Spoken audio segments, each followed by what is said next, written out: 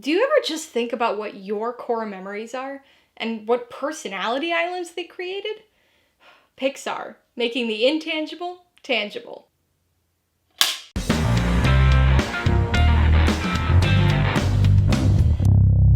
Hey everybody, welcome to Mainly Movies. Today I'm going to be talking about Pixar's 15th feature film, 2015's coming-of-age fantasy comedy, Inside Out. If you're new here, please consider subscribing for a variety of movie-related content, like reviews, rank lists, and trailer reactions. All my reviews include a breakdown of the pros and cons, my rating, and some tailored film recommendations, so be sure to watch through to the end of this video for all of that extra content.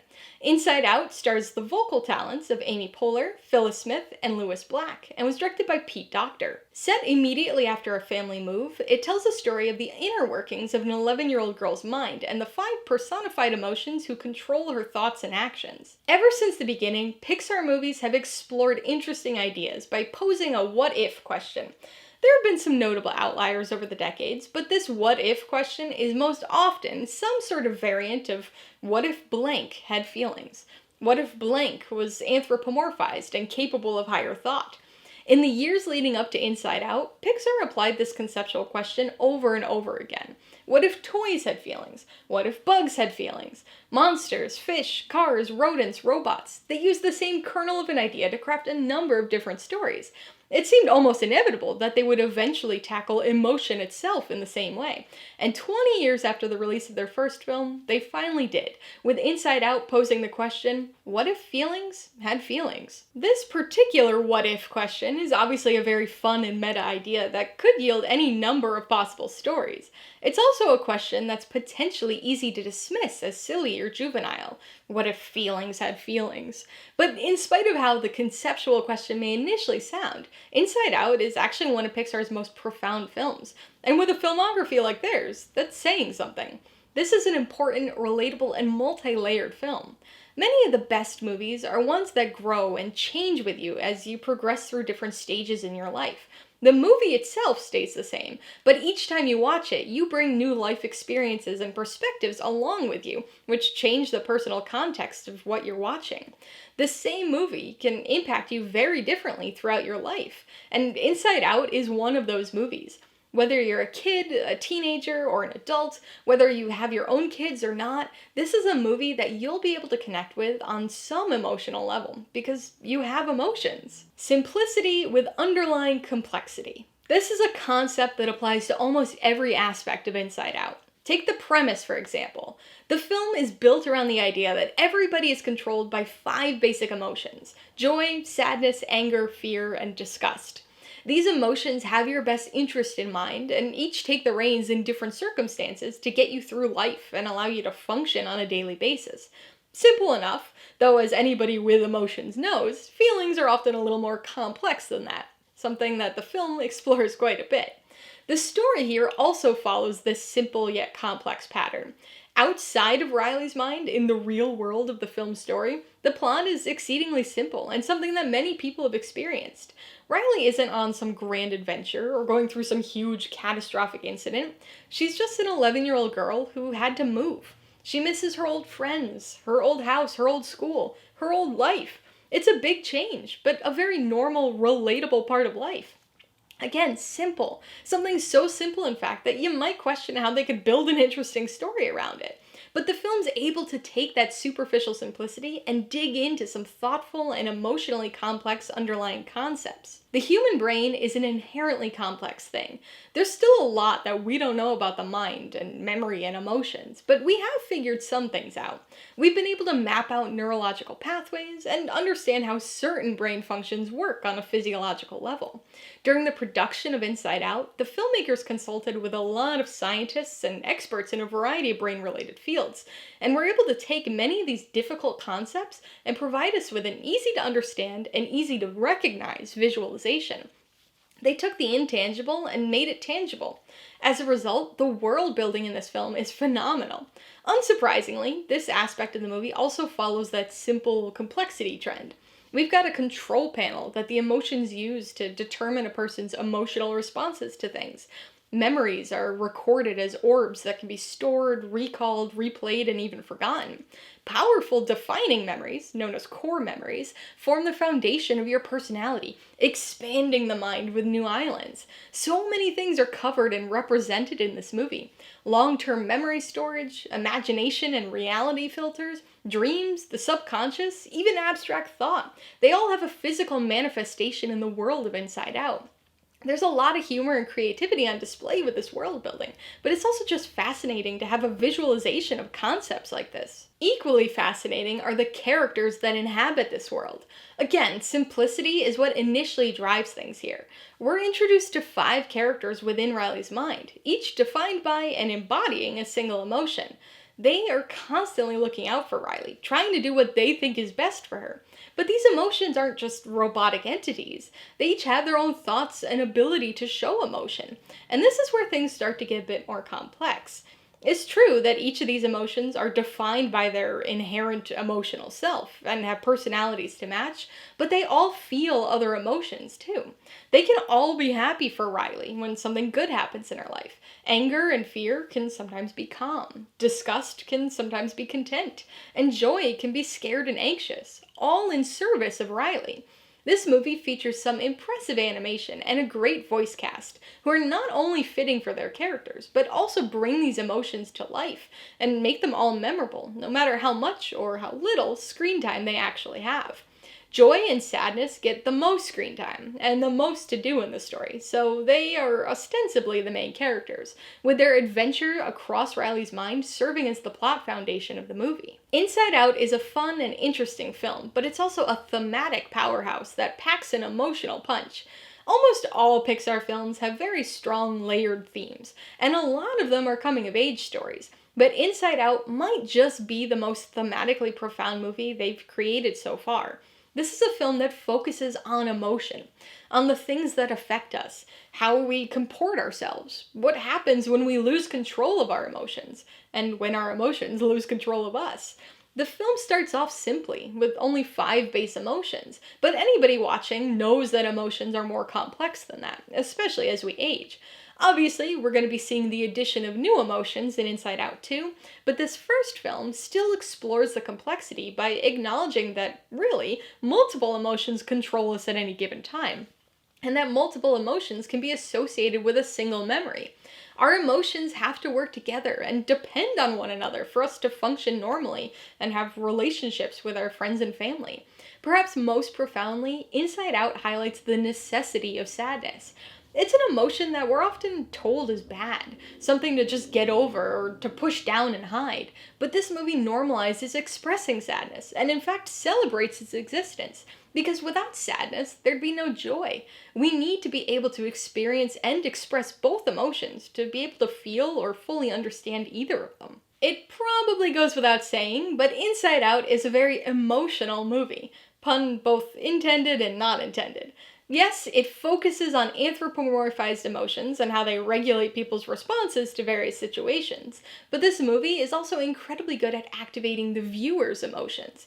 This is something that Pixar has long been known for. Their movies have been making people cry for decades, and Inside Out is no different, touching on some very universal and relatable things.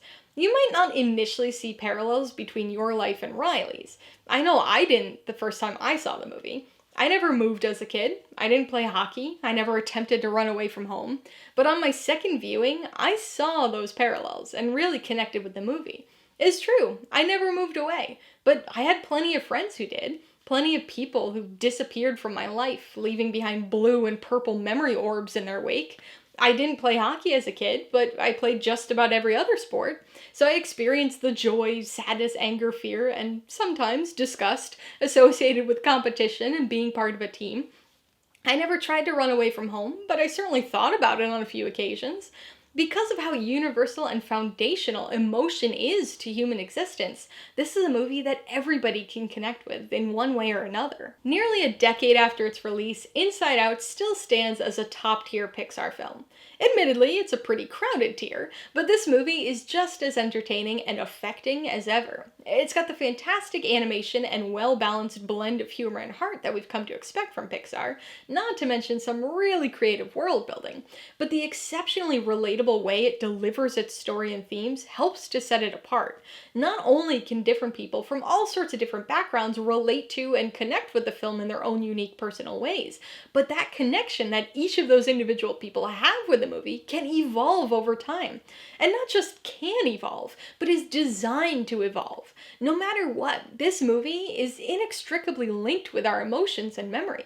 So as we age and progress through various stages of life, our interpretation and relationship with this film changes. It's a new experience every time, and only a select few movies are really able to deliver that. Alright, let's talk about the pros and cons. Pro number one has gotta be the emotion. I realize that might be a confusing way to put it for this particular film, so let me clarify.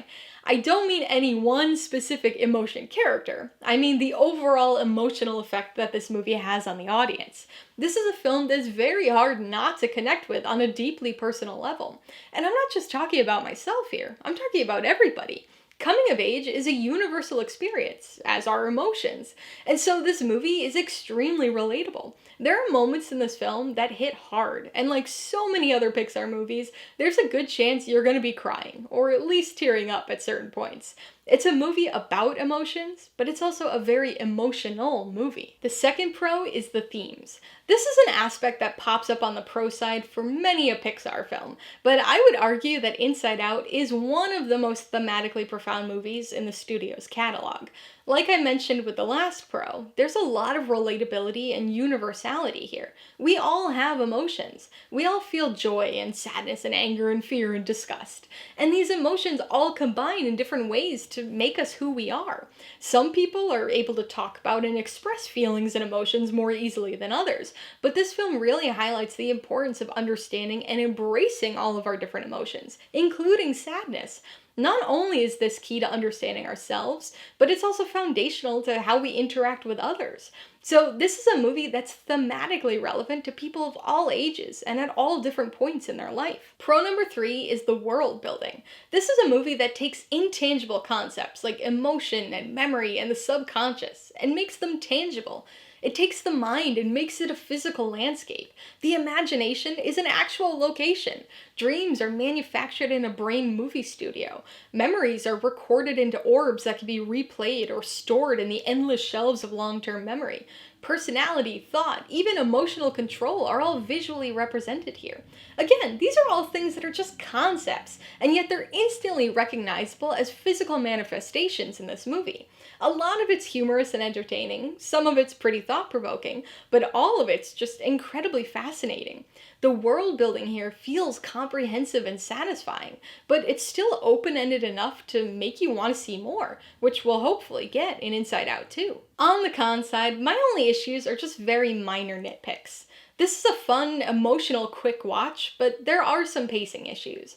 The world building and the fun of exploring Riley's mind hides it pretty well, but parts of Joy and Sadness's journey get a bit repetitive and drag a little as a result. And likely because of that, the finale, both internal and external, feels a bit rushed.